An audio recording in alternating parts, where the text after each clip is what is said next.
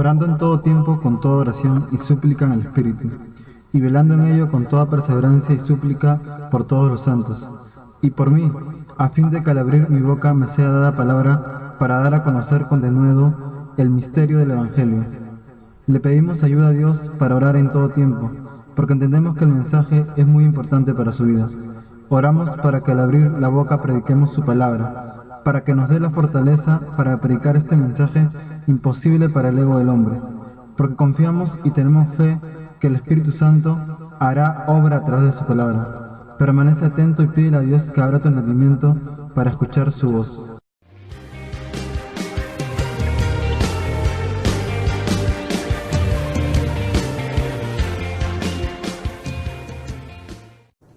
Hola, ¿qué tal? Mucho gusto. Una vez más nos reencontramos aquí.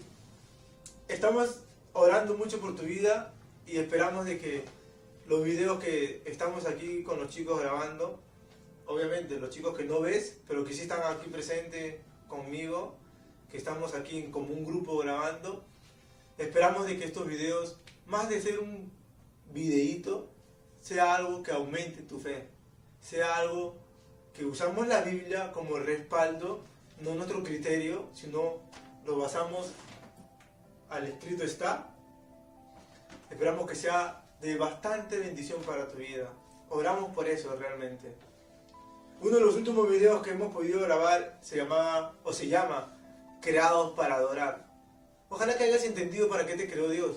Ojalá que hayas comprendido por qué Dios permitió que tus padres se juntaran, tengan esa genética y tú tengas ese tipo de ADN que tienes hoy en día.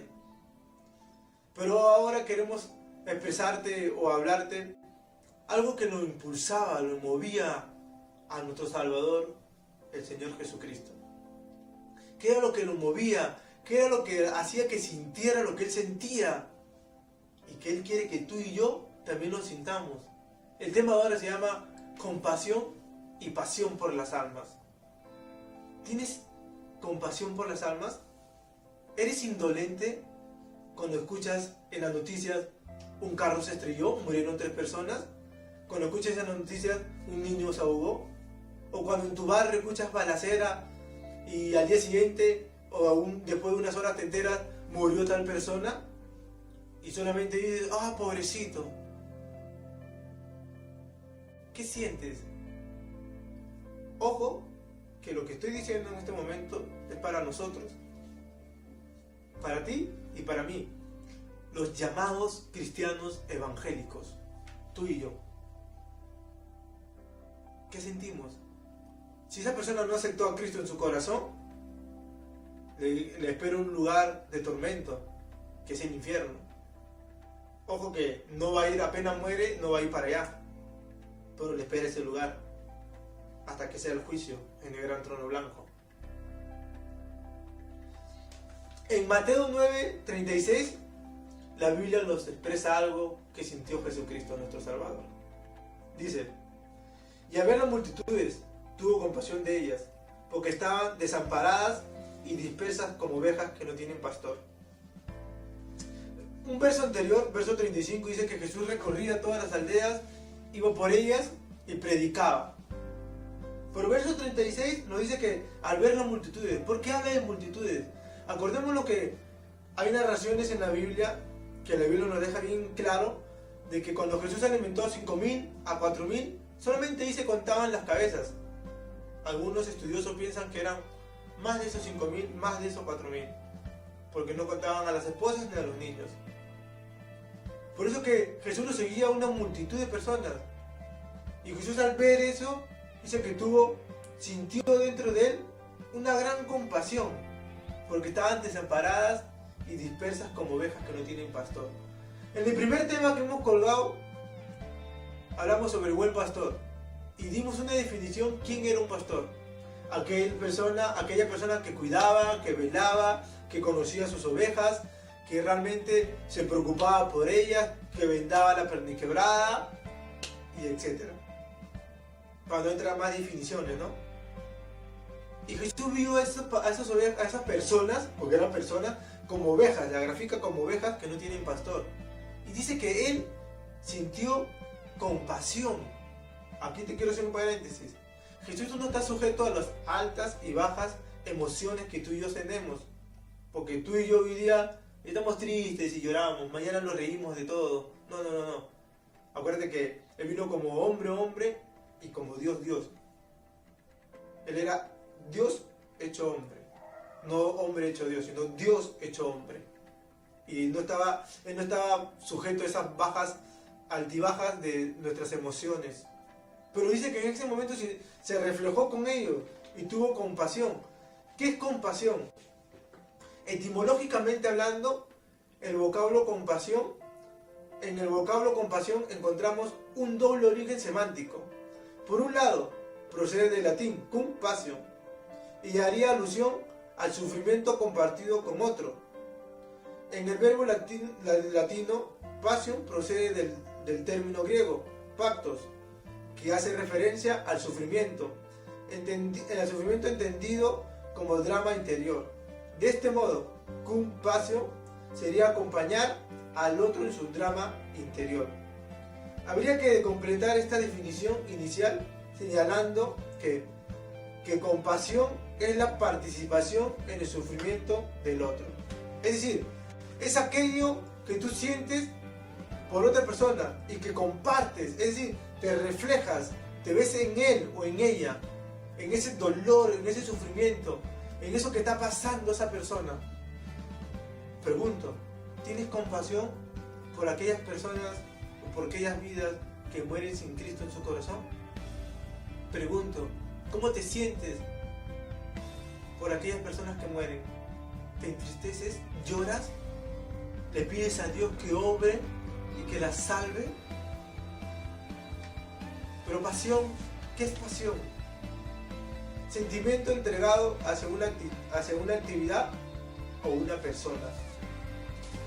Algo que tú lo haces con todo tu ser, con toda tu fuerza. Algo por lo que tú te entregas con todo lo que tú eres. Jesús hizo eso. Juntó la compasión con la pasión. Y se entregó. Se reflejó con ellos. Pero no solamente se reflejó, sino que ahora se entregó del todo por ellos. Por esas almas. Por ti y por mí. Y aquí hago un llamado a los llamados cristianos evangélicos, así como tú y yo. Yo soy cristiano evangélico, profeso la fe que tú profesas. Yo creo en un solo Señor y he sido bautizado en el nombre de ese Señor, que es el Señor Jesucristo. A ti te digo, llamado cristiano evangélico, ¿qué haces? ¿Vas a seguir siendo indolente? ¿Vas a seguir siendo irresponsable con el llamado de la gran comisión de ir y predicar todo el Evangelio? ¿Qué vas a hacer? En Mateo 9:13, en Marcos 2:13-17, Lucas 5:27-32, encontramos a un personaje que está con Jesús. Te voy a leer el versículo 9:11 de Mateo, porque no vamos a centrar en Mateo. Porque no quiero leerte todo porque es mucho. Quisiera que ahí puedas tener, como siempre te digo, tu Biblia y puedas contrastar todo lo que estamos expresando o diciendo, porque todo se basa al escrito está. Dice en Mateo 9:11 de lo que Jesús está ahí hablando. Dice, ¿por qué los fariseos están hablando, por si acaso? Cuando vinieron estos, los fariseos, dijeron a los discípulos, ¿por qué comen vuestros maestros con los publicanos y pecadores? O sea, ahí los fariseos lanzan una crítica, no constructiva, sino destructiva, criticando al Salvador. Y vamos de los discípulos de Jesús. Y dicen, ¿por qué su maestro está comiendo con este tipo de personas? Con estos personajes. ¿No sabe tu maestro o su maestro, ustedes no saben que este tipo de personaje es odiado por nosotros, los judíos? ¿Quiénes eran los publicanos? Para poder entender un poquito. El término proviene del griego telones, significa recaudador de impuestos o de aduana, por cuenta de los romanos, empleado por un arrendado o contratista, donde sus tareas incluían el cobro de los diezmos y de diversas tasas de intereses.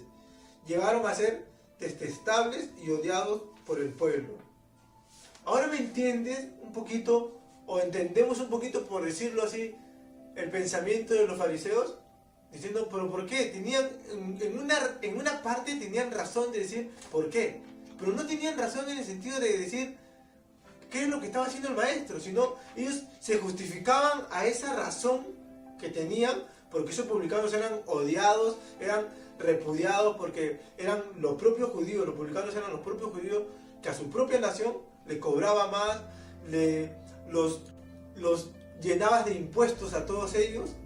Entonces ellos se valen de eso para justificarse y decir, ¿por qué hace eso tu maestro? ¿Por qué tu maestro está comiendo con ellos? ¿Por qué tu maestro está haciendo esto?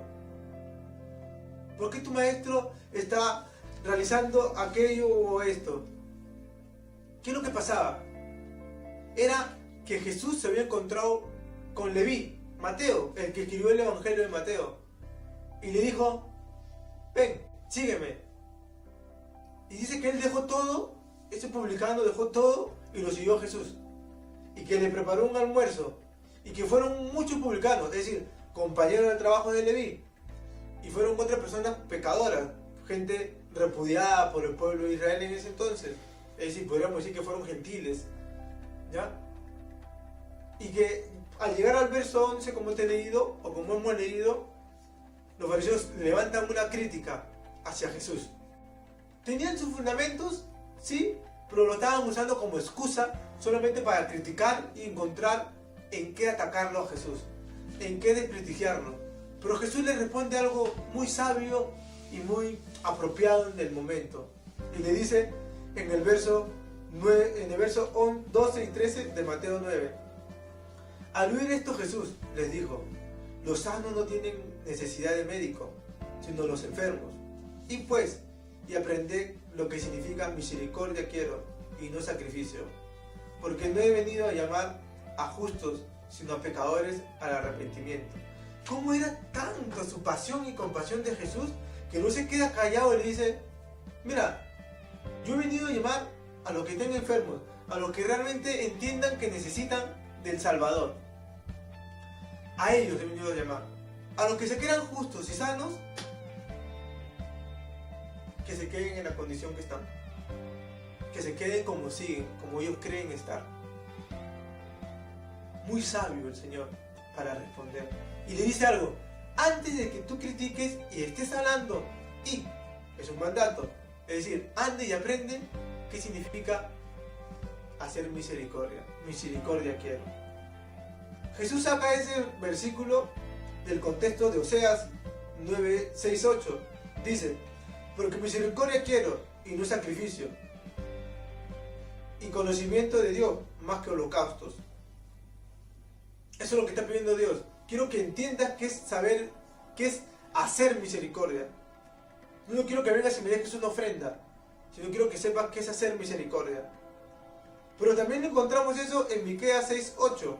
Y dice, oh hombre, Él te ha declarado lo que es bueno. ¿Y qué pide Jehová de ti? Solamente hacer justicia y amar misericordia. Y humíllate ante tu Dios. Miqueas 6, 8. ¿Qué pasaba ahí? Miqueas está respondiendo ahí a una pregunta retórica que se hace en el verso 6 y en el verso 7. Te recomendaría que lo puedas leer en tu casa. Entonces, o ahí donde estás, mejor dicho. Entonces, Miqueas responde y le dice, oh hombre, Él te ha declarado lo que es bueno. Es decir, Dios, Jehová, ya te dijo que es bueno. ¿Y qué pide Jehová de ti? Es decir, de ti y de mí. Solamente hacer justicia y amar misericordia. Y humillarte ante tu Dios. Que seas justo.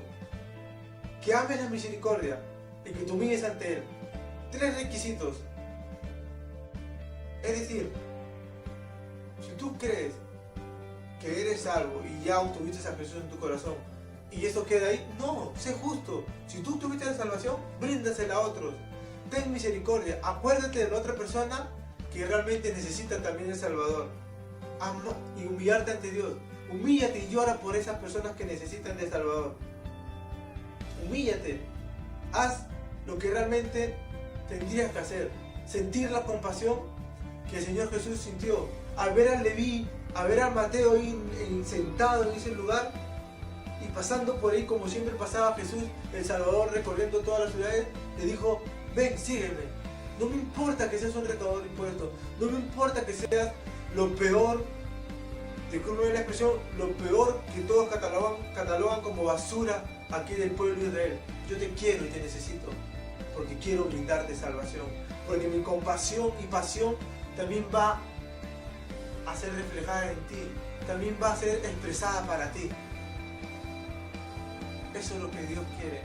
Pregunto a nosotros los cristianos evangélicos, ¿sentimos compasión y pasión por aquellas almas? ¿Qué sentimos? Somos indolentes, no nos importa. Termino con este versículo. Lucas 19:41 dice, y cuando llegó cerca a la ciudad, al verla, lloró sobre ella. Está hablando del Salvador. Está hablando cuando el Salvador está entrando, su entrada triunfal, como dice, al pueblo de Israel, pasando por ahí antes de ser crucificado. Y Jesús vio a todos ellos y sintió misericordia. ¿Por qué? Porque lloró por ellos. Te hago un llamado a ti, cristiano evangélico. Júntate con nosotros y vamos y prediquemos allá afuera, que la gente necesita. Espero que al ver este video te identifiques y digas, yo respondo a ese llamado. Vamos, Manuel, con los muchachos que están ahí, vamos y predicaremos a la gente del Callao, a la gente de Lima, a La Perla, a Bellavista, a Chacarita, a la Avenida Perú, a Canta, a Gambetta, donde sea. Iremos allá a predicar. Pero te hago ese llamado a ti, cristiano evangélico. Vamos y prediquemos del evangelio. Pero tú, que de repente estás viendo por primera vez este video, te digo, Jesucristo te ama, Él murió por ti. Así como lo llamó a Leví, a Mateo, te está llamando a ti también, diciéndote, mi amor fue expresado por ti y para ti.